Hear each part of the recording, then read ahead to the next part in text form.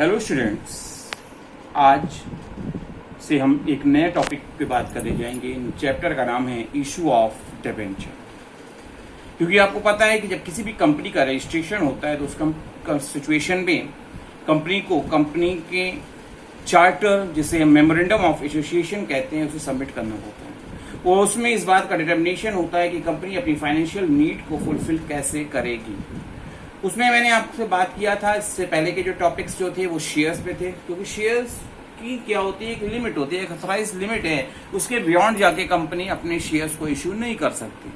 तो उसको और भी ऑप्शंस की ओर जाना पड़ता है। तो उसमें एक ऑप्शन है जिसे हम कहते हैं डिबेंचर। डिबेंचर का मतलब ही यही है, डेप्ट। डिबेंचर वर्ड का जो क्रिएशन हुआ है वो डेप्ट से हुआ। एक ऐसा डॉक्यूमेंट जो कंपनी की कॉमन सील का यूज करते हुए कंपनी अपने मार्केट में इशू करती है, और मार्केट में जो भी इन्वेस्टर्स इसे एक्वायर करते हैं वो उनका इंटेंशन ये होता है कि वो सिक्योरिटी चाहते हैं, और सिक्योरिटी के साथ साथ फिक्स इनकम चाहते हैं। क्योंकि डिवेंचर की सिचुएशन में एक फिक्स्ड रेट ऑफ इंटरेस्ट का प्री डिटर्मिनेशन इशूइंग डेट पर ही होता है, और डिवेंचर्स का रिडम्पशन भी एक स्पेसिफाइड टाइमिंग पीरियड के कंप्लीट होने के बाद कर दिया जाता है। इसलिए शेयर्स की कंपैरिजन में डिवेंचर्स में सिक्योरिटी और रेगुलर इनकम की क्वालिटी देखने को मिलती है।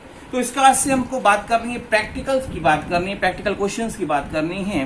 तो एक क्वेश्चन हमने लिखा हुआ है R limited issue 2500 7% debentures of ₹100 each. R limited 2500 7% debentures जिनकी वैल्यू ₹100 है एट पार इशू कर रहे हैं। PayPal ₹20 on application. शेयर की तरह ही डिबेंचर्स पे भी पैसा पार्टली हम अपने इन्वेस्टर्स से मांग सकते हैं। दिया हुआ है कि 20 on application, 30 on allotment and on first and final call balance. Balance it means ₹100 में 20 और 30 ₹50 अगर हमने डिमांड कर लिए तो रेस्ट ऑफ ₹50 हम फर्स्ट एंड फाइनल कॉल पे डिमांड करेंगे।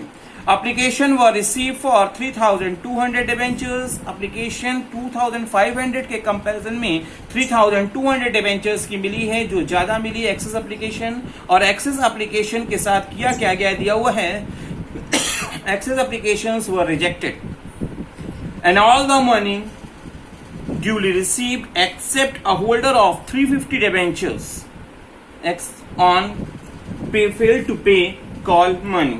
मतलब सारा पैसा जब मांगा गया है हमको मिला है, केवल और केवल जब हम कॉल मनी मांग रहे थे तो 350 डिबेंचर्स पे हमको कॉल मनी नहीं मिली है। और हमको एंट्री जो पास करनी है वो in the books of R limited क्या करनी है, कुछ एंट्री करनी है। तो स्टार्ट करेंगे। और आपको पता है कि किसी भी क्वेश्चन को जब हम स्टार्ट करते हैं तो सबसे पहले हमको मेंशन करना होता है कि हम किसकी बुक्स में एंट्री पास कर रहे हैं, किसके यहाँ एंट्री बना रहे हैं। तो दिया हुआ है कि general entries in the books of R limited. Start करेंगे। और आपको शेयर की तरह ही यहाँ पे भी वही कॉन्सेप्ट है, हर कॉल के लिए 2 एंट्री, और पहले ड्यू की एंट्री फिर रिसीव की एंट्री। एप्लीकेशन की सिचुएशन में पहले रिसीव और फिर ड्यू होता है। तो हम बात करेंगे सबसे पहले एप्लीकेशन की। एप्लीकेशन की सिचुएशन में जब हम रिसीव करने जाएंगे तो आपको पता है कि किसी भी कॉल को जब रिसीव किया जाता है तो लिखते हैं बैंक डेबिट। तो मैंने लिखा bank account DR to 7% application account. क्योंकि हमको एप्लीकेशन जो मिली है वो 3200 डिबेंचर्स पे मिली है एट द रेट ऑफ 20। हमने एप्लीकेशन की डिमांड की है तो हमको कितना मिलेगा 64,000। और हमारी नरेशन होगी debenture application money received on 3200 debentures at the rate of ₹20 पर डिबेंचर। क्योंकि हर कॉल के लिए हमको 2 एंट्री पास करनी होती है। हमने रिसीव की कर ली, अब ड्यू की करेंगे। और जब ड्यू की एंट्री करेंगे, किसी भी कॉल को ड्यू करो उसका नाम डेबिट होता है। तो मैंने लिखा 7% डिबेंचर एप्लीकेशन अकाउंट DR। क्योंकि हमको ₹64,000 मिला है 3200 डिबेंचर्स के अगेंस्ट में, जबकि रिक्वायर्ड हमारा था 2500 डिबेंचर्स। तो मुझे पूरा हिसाब देना पड़ेगा कि ऐसा क्या किया आपने, कैसे एडजस्टमेंट हुआ, क्या रिफंड हुआ। तो हमको बताएंगे to debentures account, to 7% debentures account. जैसे शेयर के टॉपिक में जब हम पढ़ रहे थे तो शेयर कैपिटल हमेशा फेस वैल्यू से लिखी जाती है, मैंने बार बार बोला है। वैसे ही डिबेंचर्स टॉपिक जब हम पढ़ेंगे तो जहां पे भी डिबेंचर्स अकाउंट लिखा होगा वो हमेशा फेस वैल्यू से दिखाया जाएगा। क्योंकि 2500 डिबेंचर्स थे, एट द रेट ऑफ 20 हमने डिमांड किया है, तो कितना होगा 50,000। तो हम लिखेंगे 2 डिबेंचर्स अकाउंट 7% डिबेंचर्स अकाउंट 50,000। और क्योंकि जो एक्सेस एप्लीकेशन आई थी 700 डिबेंचर्स की, 3200 की मिली थी, 25 की रिक्वायरमेंट थी, तो रेस्ट ऑफ 700 की डिबेंचर्स की जो हमने रिजेक्शन किया है उसका पैसा हमको रिफंड करना होगा, पैसा वापस जाएगा। तो हम लिखेंगे to bank account 700 debentures at the rate of ₹20 14,000। और हमारी नरेशन होगी debenture application money due on 2500 7% debentures at the rate of ₹20 and excess money refunded. इसके बाद हम क्या करेंगे, अलॉटमेंट ड्यू करेंगे। हर कॉल के लिए 2 एंट्री की जाती है और हमेशा पहले ड्यू की जाती है। तो अब क्या करेंगे, हम ड्यू करेंगे और हमने लिखा 7% debentures allotment account year to 7% debentures account. हमने अलॉटमेंट पे 30 रुपीज की रेट से डिमांड किया है। तो क्या करना है, ये एज इट इज जैसा हमने शेयर में पढ़ा था वैसे यहाँ पे भी कॉन्सेप्ट चल रहा है। तो क्या है, 2500 debentures at the rate of ₹30 75,000 से हो गया।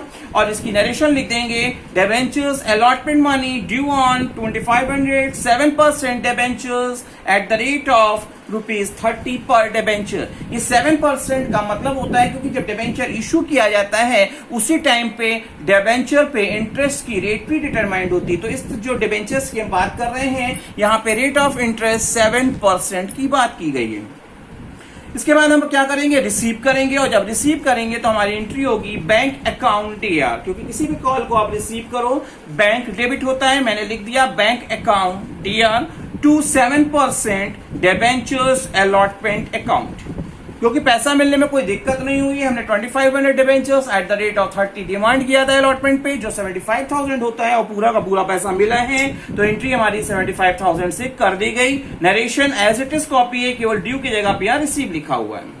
इसके बाद हमको क्या करना होगा, फर्स्ट एंड फाइनल कॉल पे हमने बैलेंस मनी की रिक्वायरमेंट की है। तो पहले ड्यू करेंगे और लिखेंगे 7% debentures first and final call account DR to 7% debentures account. तो 2500 डिबेंचर्स 50 रुपीज की रेट से, क्योंकि बैलेंस 50 रुपीज बचा है, हमारा कितना हो जाएगा 1,25,000। और हमारी नरेशन होगी debentures first and final call money due on 2500 debentures 7% debentures at the rate of ₹50। इसी तरह जब हम पैसा रिसीव करने गए तो क्वेश्चन में प्रॉब्लम आई है। एक होल्डर जिसके पास 350 डिबेंचर्स थे उसने पैसा नहीं दिया। तो ऐसी सिचुएशन में अब हम क्या करेंगे, रिसीव जब करेंगे तो लिखेंगे bank account DR to 7% debentures first and final call.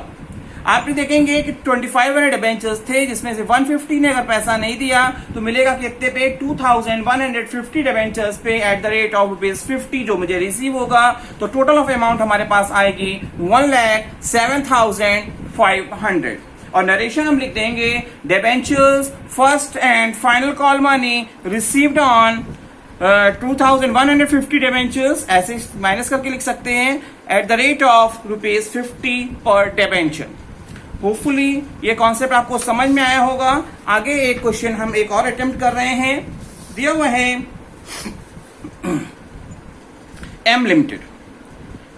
आपको क्वेश्चन अच्छे से समझ में आ जाए इसके लिए मैं एक क्वेश्चन और अटेम्प्ट कर रहा हूं इस वीडियो में। दिया हुआ है M limited issued 6% debentures 8,000 at the rate of ₹50 each. 50 rupees का डिबेंचर्स हैं। पेबल आपको बोला हुआ है 20 application 10 allotment and 21st and final call.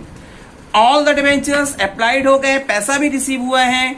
Are the holder of 400 debentures paid the call money along with allotment. उसने call money का पैसा जो कॉल के साथ देना चाहिए था अलॉटमेंट के साथ ही एडवांस में दे दिया। और एस जिनके पास 200 डिबेंचर्स थे उन्होंने कॉल मनी देने में फेल हो गए। तो ऐसी सिचुएशन में हमसे जर्नल एंट्री की रिक्वायरमेंट की गई है। क्वेश्चन में एरियर भी है और एडवांस भी है। तो आपको क्वेश्चन हम करेंगे, स्टार्टिंग करेंगे जब हम, तो हम सबसे पहले लिखेंगे journal entries in the books of M limited, क्योंकि हम एम लिमिटेड की बुक्स में बना रहे हैं। तो हम लिखेंगे bank account DR, bank account DR, क्योंकि एप्लीकेशन की कंडीशन में पहले रिसीव किया जाता है। और हमने लिखा bank account DR 8,000 debentures at the rate of ₹20 1,60,000 to 6% debenture application account. जिस कॉल का पैसा आपको रिसीव हो रहा है उसका नाम हमने लिख दिया 1,60,000 से, और हमारी नरेशन आपको आती है, कोई दिक्कत नहीं है। Debenture application money received on 8,000 debentures at the rate of ₹20। इसके बाद हम ड्यू करेंगे। जब ड्यू करेंगे तो जिस भी कॉल को आप ड्यू करते हो उसका नाम डेबिट होता है, तो हमने लिखा 6% debenture application account year to 6% debentures account. Debentures account जो क्रेडिट में लिखा गया है ये हर कॉल के ड्यू के साथ लिखा जाएगा और हमेशा फेस वैल्यू से लिखा जाएगा। तो 8,000 into 20 1,60,000। Narration as it is है, जहां रिसीव लिखा था वहां यहाँ पे ड्यू हो गया। इसके बाद हमको अलॉटमेंट ड्यू करना है, और अलॉटमेंट पे हमसे क्वेश्चन में कहा गया है कि किसी शेयर होल्डर, किसी डिबेंचर होल्डर ने हमको एडवांस दे दिया है, तो वो ड्यू की एंट्री में उसका इंपैक्ट नहीं आएगा, वो पता चलेगा रिसीव की एंट्री में, क्योंकि ड्यू करते समय हमको पता नहीं होता है कौन देगा और कौन नहीं देगा। तो हम लिखेंगे 6% डिबेंचर्स अलॉटमेंट अकाउंट ईयर, क्योंकि किसी भी कॉल को ड्यू करो उसका नाम डेबिट होता है और क्रेडिट में क्या आता है, उस डिबेंचर्स की बात की जाती है। तो लिखा मैंने to 6% debentures account. 8,000 debentures at the rate of ₹10, 80,000 हो जाएगा। और नरेशन हम लिखेंगे debentures allotment money due on 8,000 debentures at the rate of ₹10। इसके बाद हमको करना क्या है, रिसीव करना है। और जब हम रिसीव करने जाएंगे तो हमको जो मांगा है वो तो मिला ही मिला है, साथ साथ हमको 400 डिबेंचर्स का पैसा जो आगे की कॉल में मिलना चाहिए वो भी मिल गया है। तो हमने लिखा बैंक अकाउंट ईयर, फिगर अभी फिल नहीं कर रहे हैं। फिर लिखेंगे टू 6% डिबेंचर्स अलॉटमेंट अकाउंट, क्योंकि किसी भी कॉल को जब रिसीव करते हैं तो क्रेडिट में उस कॉल का नाम आता है जिस कॉल का हम डिमांड करे हैं, जिस कॉल का पैसा हम रिसीव कर रहे हैं। तो हमको 80,000 अलॉटमेंट का मिलना चाहिए था, उसमें कोई दिक्कत नहीं, 80,000 वो मिला होगा, प्लस 400 डिबेंचर्स का जो फर्स्ट एंड फाइनल कॉल पे ₹20 की रेट से मिलना चाहिए, 400 इंटू 28,000 वो भी मिल गया है। तो टोटल कितना हो गया, 88,000 हमारी रिसीविंग होगी। और हम नरेशन लिखेंगे debentures allotment money received on 8,000 debentures at the rate of ₹10 and advance on 400 debentures also received. जब हम फर्स्ट एंड फाइनल कॉल की बात कर रहे हैं जो हमारी ₹20 की रेट से है, तो ड्यू करते समय हम ना एरियर की बात करते हैं ना एडवांस की बात करते हैं। तो हमने ड्यू किया जो ₹20 की रेट से है, तो हम लिखेंगे 6% debentures first and final call account year to 6% debentures account. 8,000 debentures थे, ₹20 की रेट से हम इस पे एक्सपेक्ट कर रहे हैं, तो 1,60,000 होता है। और हम नरेशन में ये चीज को क्लैरिफाई कर देंगे। हमने लिखा debentures first and final call money due on 8,000 6% debentures at the rate of ₹20। जब हम रिसीव करने जाएंगे तो डिबेंचर्स की सिचुएशन में एरियर को निगलेंस करना चाहिए, एरियर की एडजस्टमेंट डायरेक्टली कर लेना चाहिए। ज्यादातर राइटर्स, ज्यादातर एक्सपर्ट इसे प्रेस्क्राइब करते हैं, इसलिए हमने एरियर की एडजस्टमेंट पहले कर ली है, एडजस्टमेंट कर लिया है। जो रिसीव करेंगे कुछ ना कुछ तो मिलेगा, कुछ एरियर था, कुछ एडवांस था, तो हमने लिखा बैंक अकाउंट या फिगर बाद में फिल कर लेंगे।